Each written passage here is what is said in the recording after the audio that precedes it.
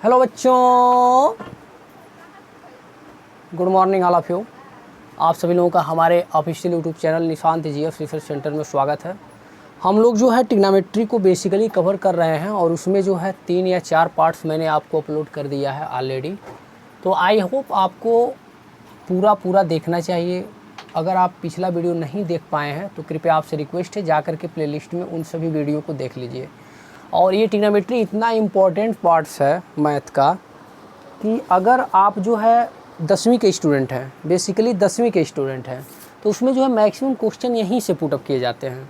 तो आप सभी से मेरा रिक्वेस्ट है, निवेदन है कि आप लोग जा करके एक एक वीडियो ऊंचाई और दूरी का एक एक क्वेश्चन मैंने सब पढ़ाया है। बेसिकली मैं एनसीईआरटी और डॉक्टर मनोहर दोनों कवर कर रहा हूँ, ठीक है। तो आप सभी लोग बहुत अच्छे से पढ़िए।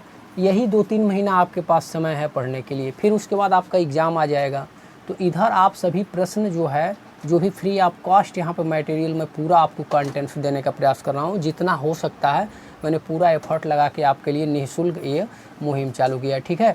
तो आपका काम यही है कि आप हमारे चैनल पर आखिरी तक बने रहें। आपके लिए जो भी कंटेंट है, जो भी मटेरियल है, आप सभी बहुत अच्छे से उसे नोट करें और पढ़ें ताकि एग्ज़ाम में अधिक से अधिक अंक प्राप्त कर सकें।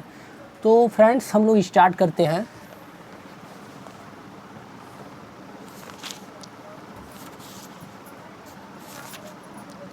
मैंने कुछ प्रश्न आपको पढ़ा दिया था, मैं देख रहा हूँ कहाँ तक मैंने आपको पढ़ा दिया था। हाँ, प्रश्न संख्या 15 तक मैंने आपको कवर करा दिया था, ठीक है। आज हम लोग प्रश्न संख्या 16 से पढ़ेंगे। तो 16 में प्रश्न रीड कर रहा हूँ, आप लोग भी किताब में रीड कीजिए, प्रश्न को देखिए, समझिए और फिर जो है इसका आंसर करने का प्रयास कीजिए। भूमि के एक बिंदु से 20 मीटर ऊंचे भवन के शिखर पर लगी एक मीनार। अच्छा, भूमि के एक बिंदु से 20 मीटर ऊंचे भवन के शिखर पर लगी एक संचार मीनार के तल और शिखर के उन्नयन कोण 45 डिग्री और 60 डिग्री। मीनार की ऊंचाई बताइए। चलिए देखिए, प्रश्न एक बार और समझ लीजिए। भूमि के एक बिंदु से 20 मीटर ऊंचे भवन के शिखर पर लगी एक संचार मीनार की तल और शिखर से, अच्छा, तो आइए इसका फिगर हम लोग देखते हैं। पहले ये जान लीजिए कि ये जो 20 मीटर है, ये फर्स्ट ये 20 मीटर जो है, मैं इसे नाम रख देता हूँ बी और सी। तो ये जो 20 मीटर आपका है, ये 20 मीटर क्या प्रश्न में दिया है, ये भवन की ऊंचाई है, ये भवन की ऊंचाई है। क्लियर है? ये जो 20 मीटर है आपका भवन की ऊंचाई है। अब जो है इसके ऊपर एक संचार लगा हुआ है, मान लेते हैं x मीटर का है या मान लेते हैं h मीटर का है, कोई दिक्कत नहीं है, जो भी आप मान सकते हैं। ये संचार है, लगा हुआ है। अब ये कह रहा है मीनार के तल और शिखर के उन्नयन कोण 45 डिग्री और 60 डिग्री है। अच्छा,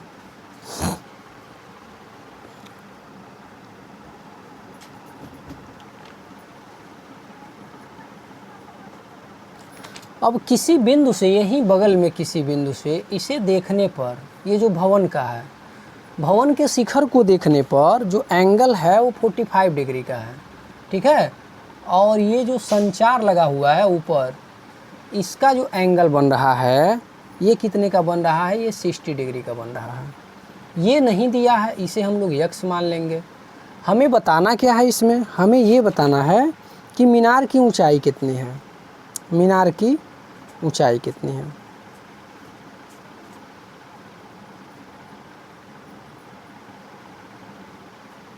चलिए ध्यान से देखिए, यानी हमें इस प्रश्न में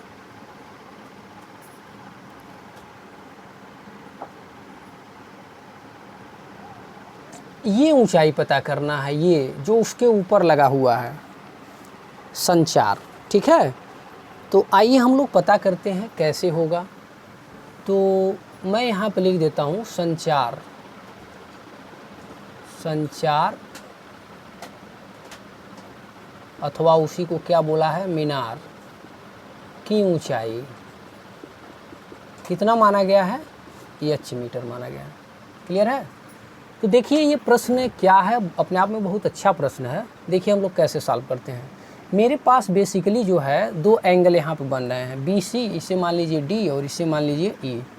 अगर मैं फर्स्ट एंगल की बात करूँ सी ई बी से, इन ए ट्रिंगल सी ई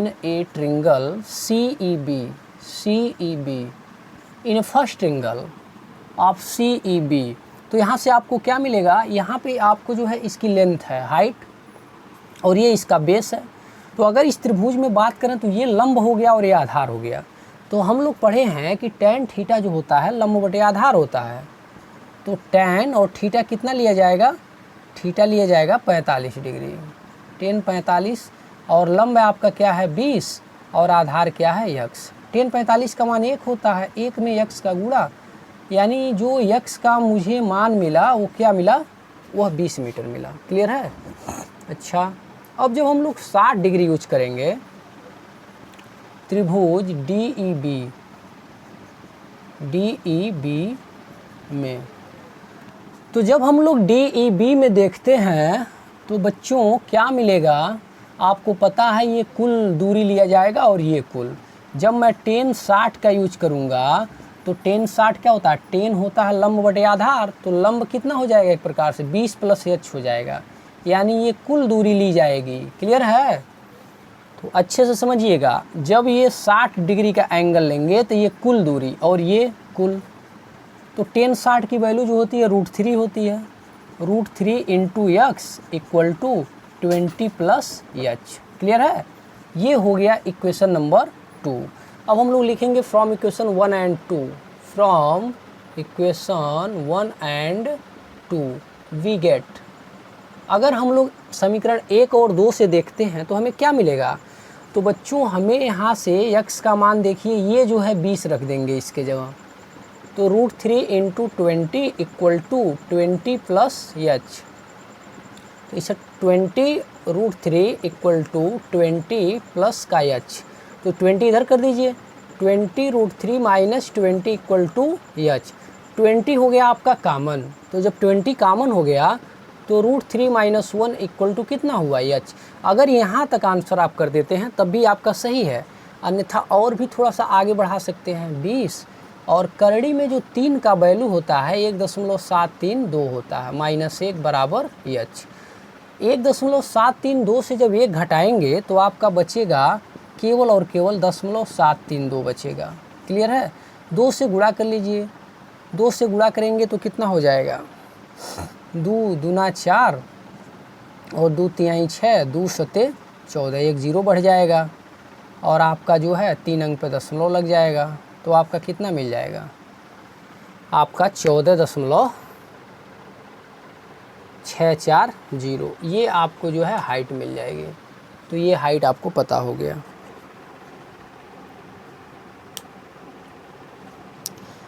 वैसे किताब में आपका यहीं तक आंसर कर दिया है, आप चाहें तो यहीं तक छोड़ सकते हैं, कोई दिक्कत है नहीं उसमें, लेकिन अगर 1-2 लाइन और आगे भी आप सॉल्व कर देते हैं तो और अच्छा हो जाएगा। तो अब हम लोग बात करते हैं प्रश्न संख्या 17 पे। प्रश्न संख्या 17 क्या है उसे मैं लेता हूँ।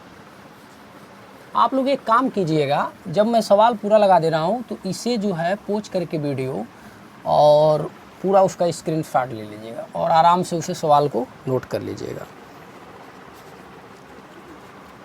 17 नंबर का प्रश्न देखिए, बहुत ही बढ़िया प्रश्न है। 17 नंबर, समुद्र तल से 75 मीटर ऊंची लाइट, समुद्र तल से 75 मीटर ऊंची लाइट्स हाउस के शिखर से देखने पर 2 समुद्री जहाज़ों के अनुमान कोण 30 डिग्री और 45 डिग्री है। अच्छा, जैसे यहीं पे मान लीजिए कोई सी है, समुद्र है, यहाँ पर लाइट ऐसे लगा हुआ है, ध्यान समझिएगा, बगल में यहाँ पर 2 नाव है, ठीक है। 2 समुद्री जहाज़ों के अनुमान कोण 30 डिग्री और 45 डिग्री है। ये जो लाइट है इससे कोई व्यक्ति देख रहा है तो ये 30 डिग्री का एंगल है और ये कितने का है, 45 डिग्री का है। आप लोग जानते हैं कि जितना इधर आप बढ़ते हैं तो एंगल का मान बढ़ता है। जैसे यहाँ 30 है तो धीरे धीरे बढ़ेंगे 45, 60, फिर ऐसे 90 हो जाएगा। ऑलरेडी यहाँ 90 बनता है, तो इस बात को आप लोग ध्यान रखेंगे। 45 यहाँ नहीं रखना है, 45 इधर मतलब 30 इधर रहेगा, 45 जैसे जैसे इधर बढ़ेंगे तो उसका एंगल का मान बढ़ता जाता है। ठीक है, तो समुद्र तल से 75 मीटर ऊंची लाइट हाउस के शिखर से देखने पर दो समुद्री जहाज़ों के अनुमान कोण 30 डिग्री और 45 डिग्री है। यदि लाइट हाउस के एक ही ओर एक जहाज़ दूसरे जहाज़ के ठीक पीछे है तो दोनों जहाज़ों के बीच की दूरी बताना है। चलिए, बहुत ही शानदार प्रश्न है, गुड। ये जो है 75 मीटर दे दिया है। ये जो लाइट हाउस लगा है ये 75 मीटर ऊंचा है। लेकिन एक चीज़ और जान लीजिए, यहाँ पे ये दोनों जहाज़ों के बीच का दूरी पूछा है कि दोनों जहाज़ कितने दूरी पर हैं, ये तो दिया नहीं है। तो हम लोग क्या करेंगे, हम लोग एक काम करते हैं कि ये जो दोनों जहाज़ों की दूरी है ए और बी है, और ये क्या है, सी है, और इसे मान लेते हैं डी। और कुछ डेटा दिया नहीं है इसमें, कोई बात नहीं। ये जो डिस्टेंस है इसे मैं y नाम दे देता हूँ, और ये जो डिस्टेंस है x। तो यहाँ पर मैं लिख देता हूँ कि जो जहाज़ है, जहाज़ A व B है, जिनके बीच की दूरी, जिनके बीच की दूरी कितनी है, AB बराबर कितना है, y मीटर है। ध्यान से समझिएगा। और ये जो दूरी है ये BC ये नहीं दिया है, तो इसे मैंने x मान लिया। अब आपका ये DC दे दिया है, DC कितना 75 है। तो आप देखेंगे त्रिभुज DBC में, तो जब DBC में देखेंगे तो आपको क्या मिलेगा, आपको पता है ये लंब पता है और ये आधार पता है, तो आप tan 45 डिग्री का यूज करेंगे। तो tan 45 कितना हो जाएगा, तो जो tan 45 है आपका, वो tan 45 लंब बटे क्या होगा, आधार। तो लंब है आपका 75 और आधार कितने का है, x का। तो tan 45 का 1 गुणे x बराबर कितना, 75। तो x का मान कितना हो गया, 75। समीकरण नंबर 1 क्लियर है। अब इसके बाद हम लोग क्या करेंगे, हम लोग देखेंगे now again in triangle DAC clear है। अब हम लोग पुनः जो है त्रिभुज DAC में देखते हैं, तो वहाँ भी हम लोग tan का फार्मूला यूज करेंगे। tan 30 डिग्री ये लंब, और ये कुल दूरी लिया जाएगा, यानी x प्लस वाई। तो tan 30 का मान होता है 1/√3 equal to 75/x plus Y. तो अब देखिए क्या होगा, ये x प्लस वाई इधर कर दीजिए, तो x प्लस वाई बराबर कितना, 75 करड़ी में 2, समीकरण नंबर 2। अब हम लोग लिखेंगे फ्रॉम इक्वेशन 1 एंड 2, समीकरण 1 व 2 से। तो जब समीकरण 1 और 2 से देखेंगे तो x का मान जो 75 है यहाँ पर रख दीजिए, तो 75 प्लस वाई बराबर 75 करड़ी में 3। तो y का मान हो गया 75 करड़ी में 3 माइनस का 75, ये उधर चला जाएगा। तो 75 कामन कर लेंगे, √3 माइनस 1। तो बस यहीं तक आप आंसर कर दीजिए इसका, ठीक है। अगर और आगे सॉल्व करना चाहते हैं तो √3 की वैल्यू होती है 1.732, ठीक है। 1.732 रख करके 1 घटा लीजिए, 75 से गुणा कर लीजिए, आंसर हो जाएगा। लेकिन यहीं तक अगर आप आंसर कर देते हैं तब भी सही है। तो यही जो हमारा ये आया है, ये दोनों जहाज़ों के बीच की दूरी है, अर्थात क्या है, y है। तो यहाँ पे लिख दिया जाएगा दोनों जहाज़ों के बीच की दूरी बराबर कितना, 75 करड़ी में 3 माइनस 1, ये आपका आंसर है।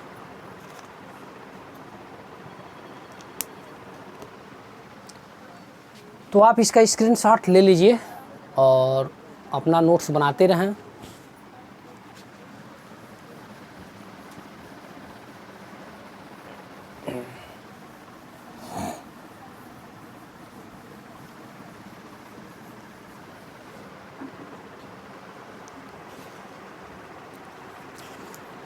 आप लोग वीडियो को देख लेते हैं, लाइक नहीं करते हैं, ये सबसे गंदी बात है, ठीक है। आप लोग वीडियो देखिए लेकिन लाइक ज़रूर कीजिए। लाइक से थोड़ा क्या होता है, मोटिवेशन बढ़ता है कि मैंने कितना आपके लिए एफर्ट किया, आपको अच्छा लगा कि नहीं लगा, ठीक है। चलिए देखिए प्रश्न संख्या 18। एक पेडेस्टल के शिखर पर 1.6 मीटर ऊंची मूर्ति लगी है। वाह। भूमि के एक बिंदु से मूर्ति के शिखर का उन्नयन कोण 60 डिग्री है। अच्छा, कोई पेडेस्टल है, उसके ऊपर 1.6 मीटर की मूर्ति लगी है। चलिए देखते हैं। ओ, चलिए यहाँ तक मैं मान लेता हूँ A B C. A B C, ये जो ए बी है ये क्या है, पेडेस्टल है। इसे मैं नाम दे देता हूँ एच मीटर। क्लियर है। और ये बी सी क्या है, बी सी है my dear Murthy. B C क्या है, मूर्ति है। ए बी क्या है, पेडेस्टल, पेडेस्टल। और इसका जो मान है वो कितना मान लिया गया है, एच मीटर का। क्लियर है। और जो बी सी है वो क्या है, मूर्ति है। अच्छा, मूर्ति की जो हाइट है वो 1.6 मीटर का है। क्लियर है, 1.6 मीटर। अच्छा,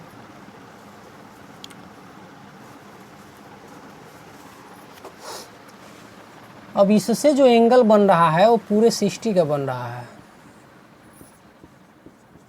और ये नीचे का कितने का बन रहा है, 45 डिग्री का बन रहा है।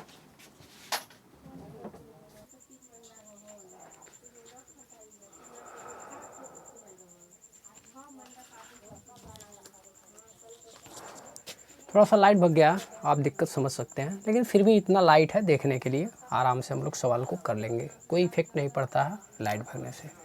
चलिए हम लोग इस सवाल को पूरा कर लेते हैं। तो हम लोग त्रिभुज बी, इसे मैं पी नाम दे देता हूँ, या चलिए पी, बी पी ए में, बी पी ए में देखिए क्या होगा, tan 45 डिग्री लिया जाएगा, tan 45 डिग्री, और इतनी हाइट ली जाएगी एच बटे, और ये नहीं दिया है, इसे मैं क्या मान लेता हूँ, इसे यक्स मान लेता हूँ। tan 45 का मान एक में यक्स का गुणा होगा, तो 1 गुणे यक्स बराबर में क्या, एच, अर्थात यक्स का मान क्या आ गया, एच के बराबर आ गया। अच्छा, अब हम लोग tan 60 का यूज करेंगे। तो जब tan 60 डिग्री दिया जाएगा तो किस त्रिभुज में हम लोग देखेंगे, सी पी ए में, त्रिभुज सी पी ए से। तो जब सी पी ए से देखेंगे तो tan 60 होगा, पूरा लंब लिया जाएगा, यानी 1.6 प्लस एच और बटे में क्या यक्स। tan 60 का मान करड़ी में तो होता है, √3 यक्स इक्वल टू 1.6 प्लस का एच। अब हमें मान चाहिए, हमें एच का मान चाहिए। तो एक काम करते हैं, हम लोग यक्स के जगह एच रख देंगे। तो हम लोग लिखेंगे समीकरण 1 से, समीकरण 1 से। तो करड़ी में 3 गुणे जहाँ पे यक्स है वहाँ पे क्या रखेंगे, एच रखेंगे, बराबर 1.6 और प्लस का एच। तो आप एक काम कीजिए, √3 एच माइनस का एच इक्वल टू 1.6, एच कर लीजिए कामन, तो √3 - 1 इक्वल टू 1.6। तो जब एच निकाला जाएगा तो 1.6 अपान √3 - 1, ऊपर नीचे मल्टीप्लाई कर दीजिए √3 + 1 से। तो जब मल्टीप्लाई करेंगे तो 1.6 गुणे करड़ी में 3 + 1, नीचे करड़ी में 3 का स्क्वायर माइनस 1 का स्क्वायर हो जाएगा। तो आपको क्या मिलेगा, 1.6 गुणे करड़ी में 3 + 1 और बटे में 3 - 1 2। तो 1.6 गुणे करड़ी में 3 + 1 बटे 2, 2 से काटेंगे तो आएगा 0.8 और √3 + 1, ये आपका क्या होगा, एच का मान होगा। तो एच का मान इतना मीटर मिलेगा, ठीक है। तो जो पेडेस्टल की जो ऊंचाई है वो 0.8 ब्रैकेट में √3 + 1, यहाँ पर लिख देता हूँ, ये भी बराबर 0.8 √3 + 1। तो लाइट की वजह से वीडियो बस छोटा ही कर रहा हूँ ठीक है, मिलते हैं अगले वीडियो में। जय हिंद, नमस्कार। आप सभी को बहुत बहुत धन्यवाद।